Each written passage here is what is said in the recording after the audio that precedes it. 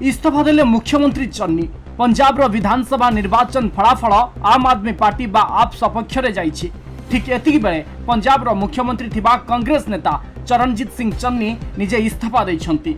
आज मुख्यमंत्री चरणजीत सिंह चन्नी तांको इस्तीफा पत्र दाखल करिसंती। सकाळ 11:30 रे चंडीगढ़ पंजाब सिविल सेक्रेटेरिएट रे एक बैठक अनुष्ठित होइथिला।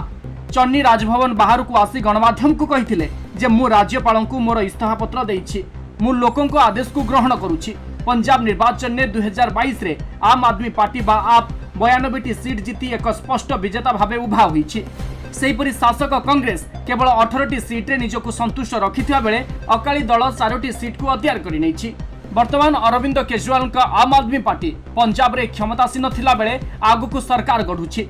दिल्ली परे एहा हेउछि आप नियंत्रण को आसुथबा द्वितीय राज्य। पंजाब रे आप रो प्रचार दायित्व तुलाइथिबा राघव चढ़ा कहिसंती। एथिरु जणा पडुछि जे आप हेउछि कांग्रेस रो प्राकृतिक एवं जातीय विकल्प। चढ़ा आहुरी मध्य कहिसंती दिल्ली रे आप सरकार को शासन ढांचा अन्य राज्य मानक पई आदर्श साजिछि। Bureau report, Odisha Bhaskar.